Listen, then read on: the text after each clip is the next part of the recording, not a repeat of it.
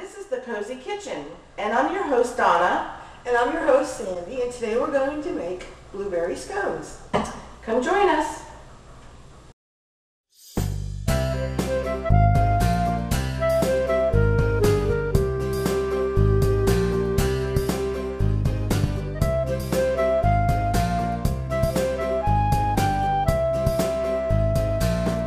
And today we're going to be making some scones. It's a very simple recipe. Donna will tell you something about the history. It's a very, very simple recipe. First of all, when you start, you need to have 1 cup of flour and 1 cup of whole wheat flour. And you want to mix that in your bowl. And then you want 3 teaspoons of baking powder. And a 1/4 cup of sugar. A 1/4 cup of sugar. You mix it all up. All these into the mixing bowl. Mix them up, mix them up. Now, then what you're going to do, what? Oh, I was just wondering, so when you're doing this and stuff, do you usually just always put the whole wheat in it? Yes, these are healthy scones. Oh, okay, healthy great. for you. They do have cream in it, but you can use milk. You don't have to use the cream. And then, or you can use margarine or real butter. And then you take your butter cold, you cut it up in pieces, and you stick it in your flour. You take one of these little pastry knives, and you just keep mixing it until it's all crumbled up. Now, what kind of cooking tool is that? This is called a pastry knife, and it's wonderful. I love it. You can use it for cutting up all kinds of things. Are they usually expensive? No. I buy cheap ones because I use them so often. Then you want it into coarse, where it's very coarse, you know. Coarse. You can use your hands to do this if you like. So like a texture almost in a way, kind of like making a pie crust? Yes, like a pie crust, because what you want to end up with is little tiny bits of butter all through your dough. Oh, okay. And that's what's going to give you the fluffiness and the buttery texture of your scones. Okay. Then once it's resembled into a fine, like crumbles, you know, it's just crumbling. You can do it in a food processor, but I've really never done scones in a food processor because I think it would be too hard, you know, on the dough, make the dough tough. Then you're going to take 3/4 cups of cream, light cream, 1% milk, whatever you like, and 1 egg yolk. And you're going to save your egg whites because you're going to use it as a wash on top of your scone. Just mix your egg and your cream together, mix it together. Take your mixture of your egg yolk and your cream, milk, or whatever you're using, and you're going to stick it in here. And you're just going to very gently fold it together because all you want to do is get it moist. You just want to get it moist up. Okay, once you've done that, now you're going to add your cup of blueberries. A cup of blueberries.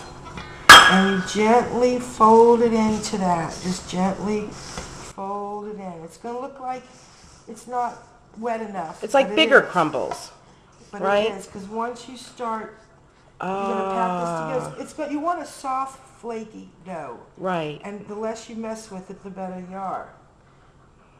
Then after you've got this, it looks like nothing. It looks like it ain't going to do nothing, but it will. You're going to do your board here. This is important stuff. Then what you're going to do is you're going to put it all on your board. Oh, nice.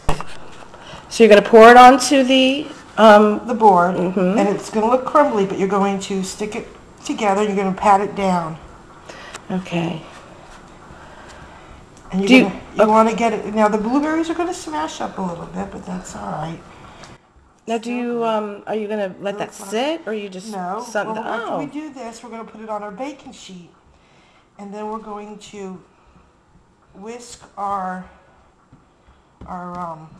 egg whites, and we're going to wet it. So you put that on the sheet. You put that on the sheet. Okay. And I'm going to clean this up for a second. That actually scones, the real scones, are flat. Right. And because they didn't have baking powder back then. So as times went on, they started adding baking powder, and they're actually called cakes if you add sugar. Just brush this onto the scone. Okay, so you just take, and you just brush your egg whites. This is going to help make it dough. So what did you just do now? I just beated the egg whites that we had left over. Okay. From the, you can add a little water to it, but I don't. I think it, you know. Here, I'll kind of do this and we'll see what you're doing. You So she's just brushing it on. Then after that, you can take and spread the sugar over it, but I make up my own little mixture. Oatmeal, sugar twin brown sugar, splenda, cinnamon, I think that's it. So what I'll do is we'll put the recipe on there for you for the top. And I just take it and I sprinkle it on. So it gives a nice little crunch to the top. Oh yeah, it looks low flavor. Smells nice. And you take one of your little pastry cutter. You're not going to cut all the way through, but you're going to score it almost all the way through, and you bake it. And you bake it at 425. You bake at 425 if a regular oven. Half down like this. And then you take it, you put it in a 450 or a 425 degree oven for 25 minutes. I do not have an oven. I cook in a convection oven. And in the convection oven, you always put your temperature down at 50 to 75 degrees. So I'm going to bake these for 20 minutes at 325. But that's basically how you make scones. Okay, so I guess easy recipe. Okay, so I guess we'll take a little coffee break and we'll get back with you and show you when they're done. Okay? Test them to make sure. Oh yeah, they're very. So I guess depending on your oven, you just want to make sure that they're done. Right. Every oven is variable. Now you can put any kind of fruit that you want into these, right? Oh, you can use raisins, dried fruit. I've even made them with fresh cranberries, if you like that tart. Ooh, smell nice. Those are really nice. Okay. We let them sit for a few minutes. Oh, Sandy, they smell delicious.